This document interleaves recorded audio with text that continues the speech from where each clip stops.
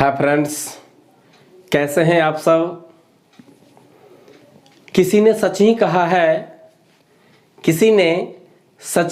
है कि चिंता मत करो उनकी जो आपको इनकार करते हैं। आगे बढ़ो उनके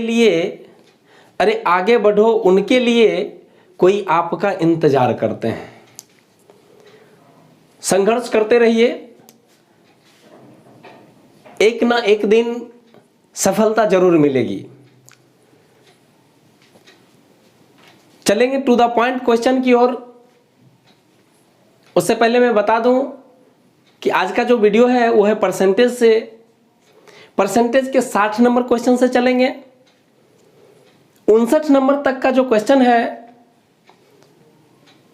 वो इस वीडियो के नीचे लिंक डाला गया है, आप वहां से भी वो सारे क्वेश्चन को आप देख सकते हैं। टोटल क्वेश्चन RS अग्रवाल से डाला हुआ है विथ एग्जाम्पल सहित है। तो चलते हैं to the point 60 number question की ओर। 60 नंबर क्वेश्चन कह रहा है 20% तथा 5% के दो क्रमवार बट्टे किस एकमात्र बट्टे के समतुल्य है। तो सबसे पहले ये जान लीजिए, इस टाइप के क्वेश्चन के लिए एक फॉर्मूला आता है, वो है आपका A + B + AB/100। आप इस टाइप के जितने भी क्वेश्चन होते हैं, इस टाइप के क्वेश्चन को इस फॉर्मूला पे आप हल करते हुए चले जाएंगे, आपको कहीं परेशानी नहीं होगी। तो कह रहा है 20% तथा 5% के दो क्रमवार बट्टे। तो सबसे पहले समझ लीजिए, यहां पे बट्टा कह रहा है, बट्टा मींस छूट होता है, तो छूट को हम माइनस से सूचित करेंगे, है ना, क्योंकि यहां पे दोनों छूट ही हैं। हल कर लेंगे, -20 -5। अब इस दोनों के मुताबिक अगला चिन्ह देंगे। ये जो अगला चिन्ह होगा यहां पे, ये इस दोनों के मुताबिक देंगे, तो माइनस माइनस प्लस। AB/100 यानी 20 × 5/100। हल कर लेंगे, 0 0 कैंसिल, 2 1 2, 2 5 10, 5 5 कैंसिल।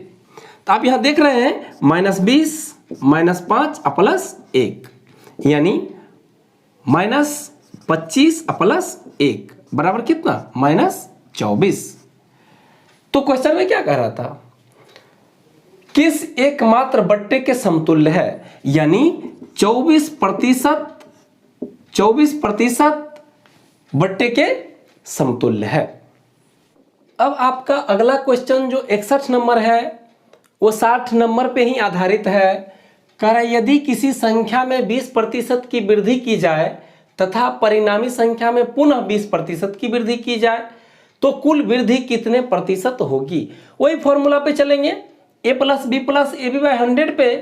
तो यहाँ पे देख रहे हैं कि 20% की वृद्धि और 20% की वृद्धि, यानी दोनों बार 20% की वृद्धि हुई है, तो वृद्धि को प्लस से सूचित करेंगे, +20 फिर +20। मैंने पिछले क्वेश्चन में भी बताया था, दोनों चिन्ह के मुताबिक अगला चिन्ह देंगे, प्लस प्लस प्लस हो जाएगा आपका। अब 20 × 20/100, 0 0 कैंसिल हो जाएगा, यानी +20 +20 +4 यानी 44% की क्या हो जाएगी, वृद्धि हो जाएगी। यानी क्वेश्चन में कह रहा था कुल वृद्धि कितने प्रतिशत होगी, तो कुल वृद्धि कितने होगी, 44% की होगी। अब आगे चलते हैं 62 नंबर क्वेश्चन की ओर। 62 नंबर क्वेश्चन जो है ये कह रहा है जोसेफ की आय में 10% की कमी कर दी गई और उसकी आय को पूर्व स्तर पर लाने हेतु नई आय में कितने प्रतिशत की वृद्धि करनी होगी। तो समझिएगा, जब भी इस टाइप का क्वेश्चन दे, इसी टाइप के क्वेश्चन में ये भी देता है ए की आय बी की आय से 10% अधिक है तो बी की आय ए की आय से कितने प्रतिशत कम है। तो यहाँ पे आपको देखना है कि कमी है या वृद्धि। तो आप यहाँ पे देख रहे हैं कि 10% की कमी है। जब भी दे इस टाइप का क्वेश्चन, समझ लीजिए कुछ नहीं करना है, कमी दे तो कमी कर देना है, यानी 10% की कमी है तो 10/90 × 100 कर देना है। अगर 10% का वृद्धि रहता तो 10/110 गुना 100 कर देते। 20% की कमी रहता तो 20/80 गुना 100 कर देते। यानी जितना कमी रहेगा उसको हम 100 में से घटा के बट्टे में और प्रतिशत में बदलने के लिए 100 से गुना कर देंगे। तो यहाँ कह रहा था आय में 10% की कमी कर दी गई, तो 10% की कमी तो 10/90, 100 में से 10 घटा लेंगे और प्रतिशत में बदलने के लिए 100 से गुना कर देंगे। तो 0 0 कैंसिल हो जाएगा आपका, ये हो जाएगा आपका 100/9 यानी 11.1/9%। यही आपका क्या हो जाएगा, आंसर हो जाएगा। चलते हैं आपके अगले क्वेश्चन 63 नंबर की ओर। 63 नंबर क्वेश्चन कह रहा है एक संख्या में से 600 के 75% का 2/3 घटाने पर प्राप्त संख्या 320 है, तो मूल संख्या कितनी है। तो समझिएगा, कह रहे एक संख्या में से, अब कौन संख्या है वो मुझे पता नहीं है, वो संख्या क्या है, x है। कह रहे एक संख्या में से 600 के 75%, 600 के 75% का 2/3 यानी 2/3 घटाने पर, यानी कह रहे एक संख्या में से 600 के 75% का 2/3 घटाने पर, तो संख्या में से घटाएंगे हम, संख्या में से घटाएंगे।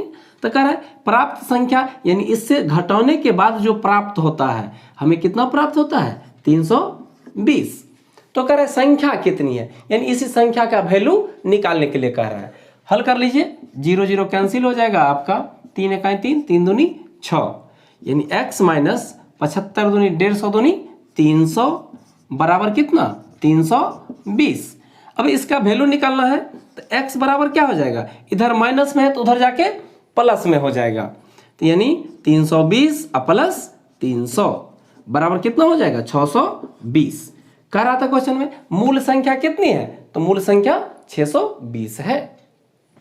अगला आपका 64 नंबर क्वेश्चन जो है, कह रहा है फलों के मूल्य में 30% की कमी करने पर उनकी बिक्री 40% अधिक हो जाती है, इससे विक्रय मूल्य पर क्या प्रभाव पड़ेगा। आपने जो पिछला क्वेश्चन बताया था, इससे एक क्वेश्चन के पहले भी उसी टाइप का ये भी क्वेश्चन है, जिसमें मैंने बताया था आपका फॉर्मूला a + b + ab/100। इसी फॉर्मूले पे ये भी क्वेश्चन बनेगा आपका। कह रहा है कि फलों के मूल्य में 30% की कमी करने पर, तो 30% की कमी हो रहा है, तो कमी होगा तो हम माइनस से सूचित करेंगे, 30 - 30।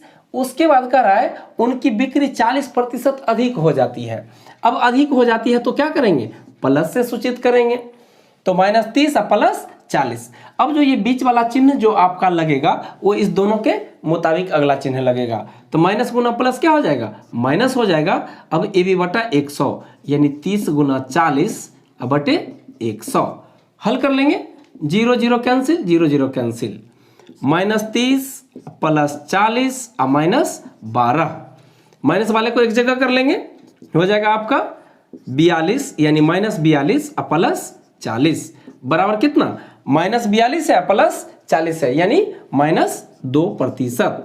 क्वेश्चन में क्या कह रहा था आपका, इससे विक्रय मूल्य पर क्या प्रभाव पड़ेगा, 2% का क्या होगा, हानि होगा। जो ही माइनस में आ गया तो हानि होगा।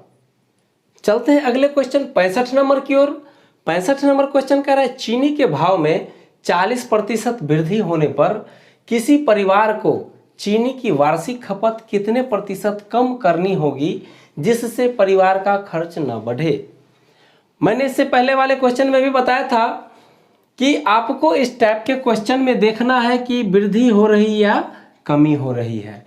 अगर वृद्धि हो रही है तो कितने की वृद्धि हो रही है, अगर कमी हो रही है तो कितने की कमी हो रही है।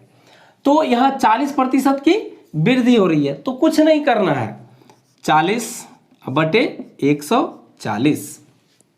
अगर यहाँ पे कमी रहता तो 40/60 यानी 100 में से 40 घट जाता। तो यहाँ पे वृद्धि है, 40% की वृद्धि, तो 40/140 गुना 100 हल कर लेंगे, 0 0 कैंसिल, 5 दूनी 10, 7 दूनी 14, 40 × 200/7 यानी आपका हो जाएगा 7 दूनी 14, पूर्णांक में बदल लेंगे इसको, 7 दूनी 14, 6 20, 60, 7 8 56, 4 60, 4 बच गए यानी 28.4 4/7%। आपका आंसर क्या हो जाएगा? 28.4/7%। चलते हैं अगले क्वेश्चन 66 नंबर की ओर।